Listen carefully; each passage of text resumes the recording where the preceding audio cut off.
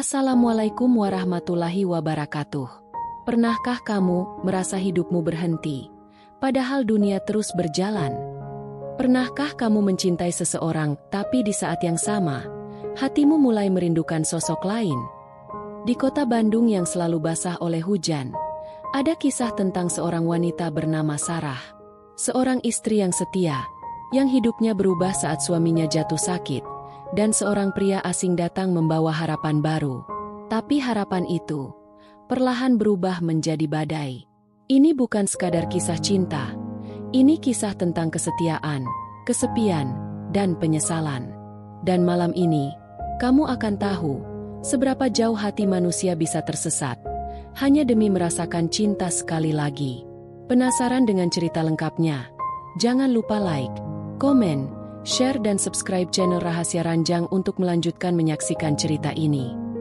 Aku, seorang wanita berumur 34 tahun. Dulu, aku merasa hidupku nyaris sempurna. Rumah sederhana di Bandung, suami yang penyayang, dan rutinitas yang penuh tawa kecil setiap pagi. Tapi kini, semua itu terasa seperti mimpi yang sudah lama tenggelam. Reno, suamiku, terbaring sakit sejak setahun lalu. Penyakit itu datang perlahan, menggerogoti tubuhnya, sampai akhirnya ia tak lagi bisa bekerja. Bahkan untuk sekadar berdiri pun sulit. Sejak saat itu, rumah kami berubah. Tak ada lagi suara canda di pagi hari. Tak ada lagi pelukan sebelum aku berangkat kerja. Hanya ada kesunyian dan suara napas beratnya setiap malam. Setiap pagi, aku berangkat kerja dengan senyum palsu.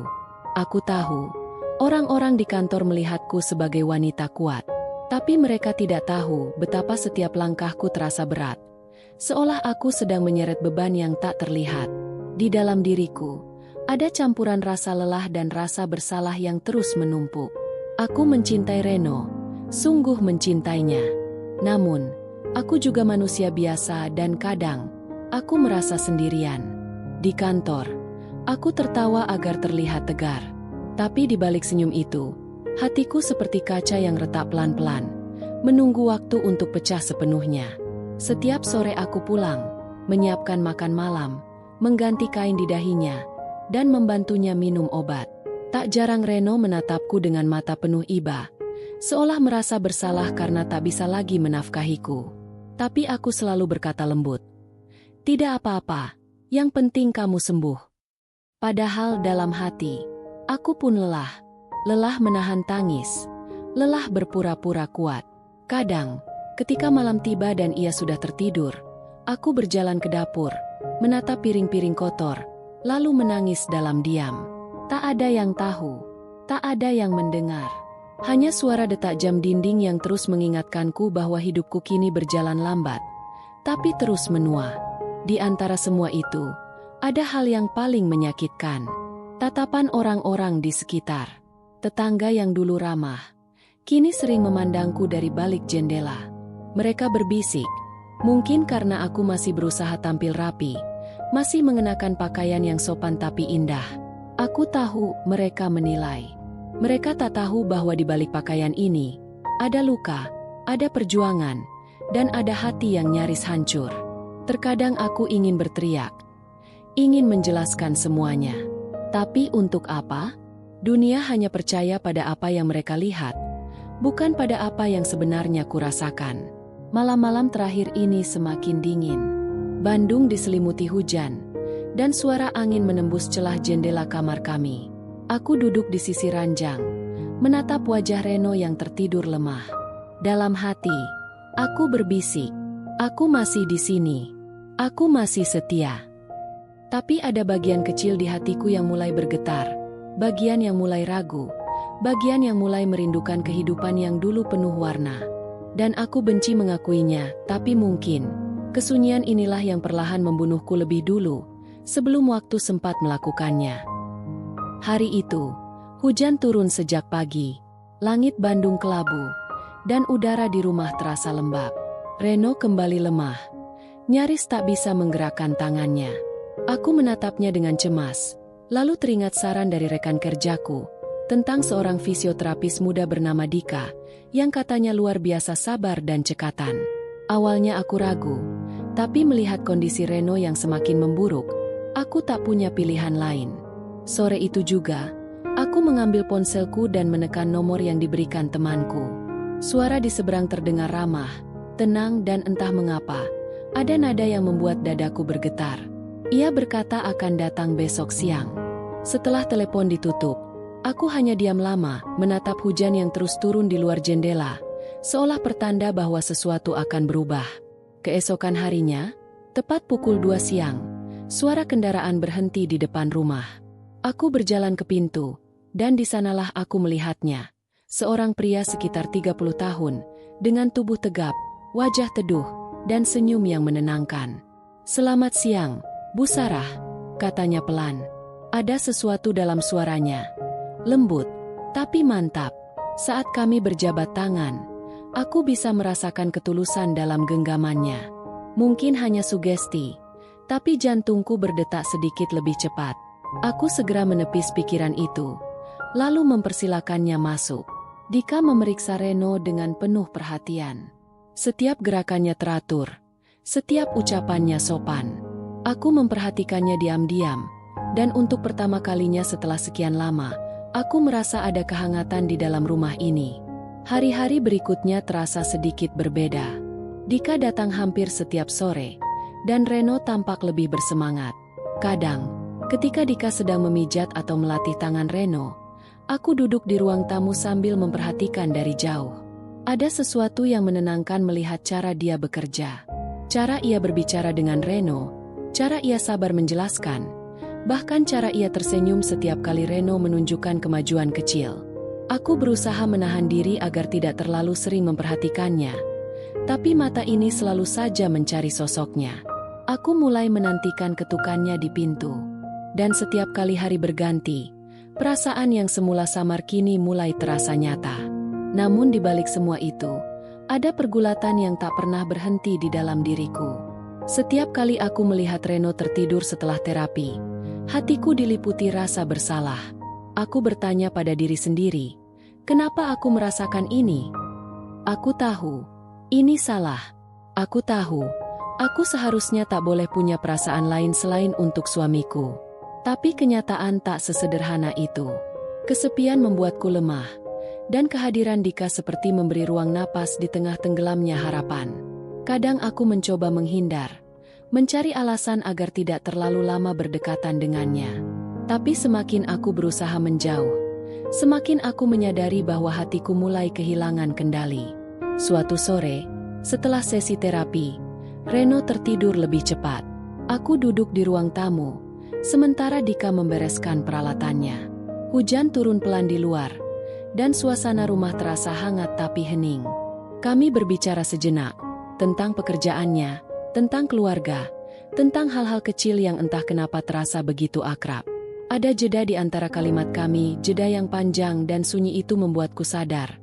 Kami mulai terhubung lebih dari sekadar percakapan biasa. Saat ia pamit, aku hanya bisa mengangguk pelan, menatap punggungnya yang perlahan menjauh di balik gerimis sore. Tapi di dalam hatiku, ada sesuatu yang belum pernah kurasakan sebelumnya. Sesuatu yang berbahaya, tapi juga sulit untuk dilawan. Hari-hari berlalu seperti putaran waktu yang tak ingin berhenti. Dika datang setiap sore, dan setiap kedatangannya selalu membawa suasana baru di rumah yang dulu begitu muram. Reno mulai menunjukkan sedikit perubahan. Tangannya mulai bisa digerakkan, suaranya sedikit lebih kuat, dan wajahnya tak lagi semuram dulu. Aku bahagia, sungguh bahagia. Tapi di balik kebahagiaan itu, ada perasaan lain yang mulai tumbuh, seperti bara kecil di balik abu. Setiap kali Dika tersenyum sambil mengucap, "Syukurlah, kondisi Pak Reno semakin baik." Jantungku berdetak dengan ritme aneh, bukan karena harapan, tapi karena sesuatu yang belum berani kuakui. Kadang, kami berbincang di ruang tamu setelah terapi. Topiknya ringan, tentang cuaca, tentang pekerjaan, tentang hal-hal sederhana yang seharusnya tak berarti apa-apa. Tapi cara dia memandangku, caranya mendengarkan setiap kata yang keluar dari bibirku, membuatku merasa dihargai lagi, seperti dulu, sebelum semuanya berubah. Aku mulai memperhatikan hal-hal kecil. Cara dia merapikan peralatannya, Cara dia menunduk sopan setiap kali pamit. Dan ketika ia sudah pergi, aroma minyak terapi yang tertinggal di udara membuatku tak bisa tidur. Malam-malamku kini penuh dengan perasaan yang tak seharusnya ada. Aku mencoba menyangkal, tapi semakin aku menolak, semakin kuat perasaan itu menekan dadaku. Suatu sore, hujan turun deras. Petir sesekali menyambar, membuat rumah kami bergetar halus.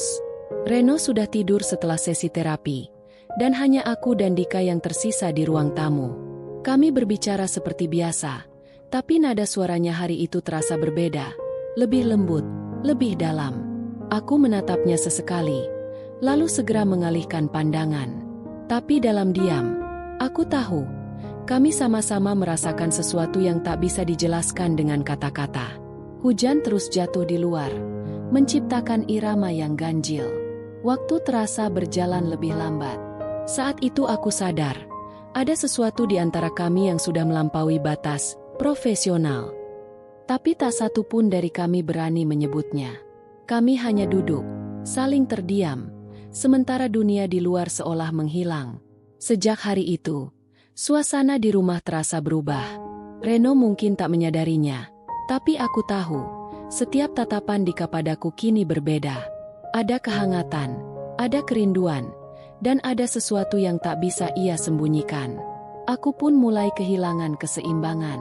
Aku ingin menjauh, tapi setiap kali mendengar langkah kakinya mendekat ke pintu rumah, hatiku berdebar dengan cara yang sama seperti dulu saat aku pertama kali jatuh cinta.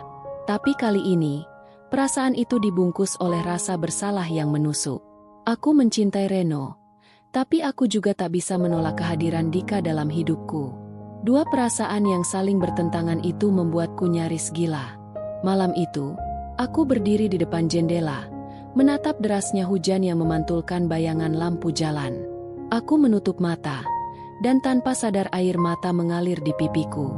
Aku berbisik lirih, "Tuhan, apa yang sedang terjadi padaku?"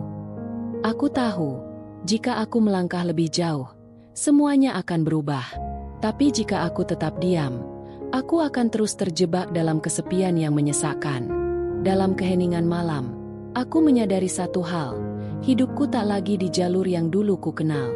Ada bara yang kini tumbuh dalam senyap, dan aku tahu, suatu hari nanti, bara itu akan menyala, entah membawa cahaya atau membakar segalanya. Hari-hari setelah hujan itu, tak pernah lagi sama. Setiap kali Dika datang, rumah terasa hangat namun menegangkan. Reno kini semakin banyak diam. Kadang ia memandangku dengan sorot mata yang sulit kutebak, antara terima kasih karena aku masih setia merawatnya, atau kecurigaan yang ia simpan rapat-rapat. Aku berusaha bertingkah biasa, tersenyum seperti tak terjadi apa-apa. Tapi di dalam hati, semuanya sudah berbeda. Aku tak lagi bisa menatap Dika tanpa dada bergetar. Tak lagi bisa mendengar suaranya tanpa merasa bersalah. Dan setiap kali aku menatap wajah Reno yang lemah, rasa sesak itu semakin kuat. Rasa bersalah yang membunuhku pelan-pelan. Suatu sore, Dika datang sedikit lebih awal. Hujan baru saja reda. Udara terasa sejuk, dan aroma tanah basah memenuhi halaman rumah. Ia tersenyum kecil, menanyakan kabar Reno dengan nada sopan seperti biasa. Tapi di balik nada suaranya, ada sesuatu yang lebih dalam, sesuatu yang hanya bisa dirasakan, bukan dijelaskan. Aku menjawab pelan, berusaha menjaga jarak, tapi tatapan matanya membuatku kehilangan keseimbangan. Saat itu aku sadar, perasaan kami bukan lagi sekadar simpati, tapi keterikatan yang tumbuh dari kesepian. Kami berbicara sebentar di ruang tamu, membicarakan hal-hal sepele, tapi setiap kata terasa berat. Dan ketika pandangan kami bertemu, waktu seolah berhenti. Sejak hari itu, aku mulai takut dengan diriku sendiri. Takut dengan perasaan yang tak bisa kuingkari. Aku mencoba mencari alasan untuk tidak selalu berada di dekatnya.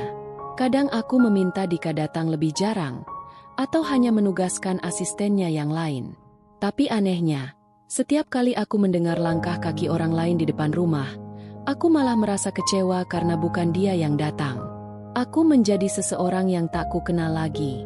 Aku berbohong pada suamiku, berbohong pada diriku sendiri, bahkan berbohong pada perasaan yang semakin sulit kuatasi. Malam-malamku tak lagi dipenuhi doa dan kesabaran, tapi penyesalan dan kerinduan yang tak tahu arah. Beberapa minggu kemudian, kondisi Reno tiba-tiba menurun drastis. Tubuhnya lemah, suaranya nyaris tak terdengar. Aku berlari ke samping ranjang, menggenggam tangannya erat-erat. Ia menatapku lama, seolah ingin mengucapkan sesuatu, tapi tak sanggup. Saat itu aku tahu, waktu kami tak lama lagi. Air mataku jatuh tanpa bisa kutahan. Aku menatapnya dan berbisik, "Maafkan aku." Entah untuk apa, mungkin karena aku tak cukup kuat, mungkin karena aku sudah terlalu jauh melangkah. Beberapa hari kemudian, Reno pergi, diam-diam, tenang, dan keheningan yang ia tinggalkan terasa lebih menakutkan dari apapun. Setelah pemakaman itu, rumah terasa kosong. Tak ada lagi suara napas lemah. Tak ada lagi panggilan lirih memintaku membuatkan teh. Hanya sepi, hanya bayangan masa lalu yang menempel di dinding kamar. Dika datang, mengucap bela sungkawa, menawarkan bantuan dengan tulus. Aku tak mampu berkata banyak. Aku hanya mengangguk, menahan air mata yang terus mengalir tanpa henti. Dalam kesedihan itu, ada tangan yang menuntunku, dan aku membiarkan diriku bersandar di sana. Aku tahu, dunia mungkin akan menghakimiku jika mereka tahu semuanya. Tapi pada saat itu, aku hanya ingin berhenti merasa sendirian. Sebulan sudah berlalu sejak kepergian Reno. Setiap pagi, aku masih terbiasa menatap sisi ranjang yang kosong, seolah ia masih di sana. Kadang aku hampir memanggil namanya, lalu teringat, ia sudah tak akan menjawab lagi. Rumah ini kini sunyi, tapi bukan lagi sunyi yang membuatku marah. Hanya sepi yang tak bisa dijelaskan. Di antara diam itu, aku mulai bertanya pada diriku sendiri, apakah aku istri yang buruk? Ataukah hanya manusia yang terlalu lemah menghadapi kesepian? Pertanyaan itu terus berputar di kepalaku, tak pernah memberi jawaban. Tapi hidup harus terus berjalan, meski hati belum sembuh. Dika masih datang, tapi bukan lagi sebagai terapis. Ia datang sebagai teman, kadang membawa bunga, kadang hanya duduk diam menemaniku menatap senja. Aku tahu orang-orang mulai memperhatikan. Ada tatapan dari tetangga, ada bisik-bisik di warung sebelah. Mereka mungkin menilai aku tak tahu malu. Belum genap masa berkabung tapi sudah bersama pria lain. Aku mencoba tak peduli, tapi setiap kali langkahku keluar rumah, tatapan mereka seperti jarum kecil yang menembus kulit. Dika selalu menenangkanku, berkata dengan lembut, "Biarkan saja, mereka tidak tahu apa yang sebenarnya terjadi." Dan aku ingin percaya padanya, bahwa cinta bisa tumbuh bahkan dari reruntuhan rasa bersalah. Beberapa bulan kemudian, aku tahu hidupku akan berubah lagi. Ada kehidupan kecil yang mulai tumbuh di dalam diriku. Aku terdiam lama, menatap dua garis merah di alat kecil itu, tak tahu apakah harus bahagia atau takut. Di saat itu juga, bayangan Reno muncul dalam pikiranku, tatapannya yang lembut, senyumnya yang dulu menenangkanku setiap kali aku lelah. Aku menangis, bukan karena menyesal, tapi karena sadar bahwa hidup tak pernah memberi waktu untuk benar-benar siap. Aku tahu, masa laluku dan masa depanku kini bertemu di dalam tubuhku sendiri. Dan aku hanya bisa berdoa, semoga anak ini kelak lahir tanpa mewarisi luka yang kubawa. Sebulan setelah itu, aku dan Dika memutuskan menikah. Bukan dengan pesta besar, hanya akad sederhana di rumah. Tak ada banyak tamu, hanya beberapa keluarga dekat. Tapi bahkan tanpa undangan, kabar itu menyebar cepat. Orang-orang berbisik di belakangku, menyebutku macam-macam, sebagian menyindir, sebagian iba, sebagian hanya ingin tahu. Aku tak menyalahkan mereka. Dunia memang mudah menilai, tapi tak pernah mau memahami. Dika menggenggam tanganku erat di depan penghulu, dan untuk pertama kalinya dalam waktu yang lama, aku merasa tenang. Mungkin bukan bahagia sepenuhnya, tapi tenang, dan itu cukup. Kini, setiap kali hujan turun di Bandung, aku duduk di dekat jendela dan menatap langit yang kelabu. Aku teringat semua yang sudah terjadi, cinta, kesalahan, kehilangan, dan pengampunan. Aku tahu, Banyak yang mungkin tak akan pernah memaafkanku. Tapi aku belajar satu hal penting. Hidup tak selalu tentang menjadi benar. Kadang hidup hanya tentang berani menghadapi konsekuensi dari setiap pilihan. Aku menutup mata, mengelus perutku yang perlahan membesar, dan berbisik lirih. Aku bukan wanita sempurna, tapi aku akan belajar mencintai dengan cara yang benar. Di luar sana, hujan turun lembut, dan untuk pertama kalinya, aku merasa damai.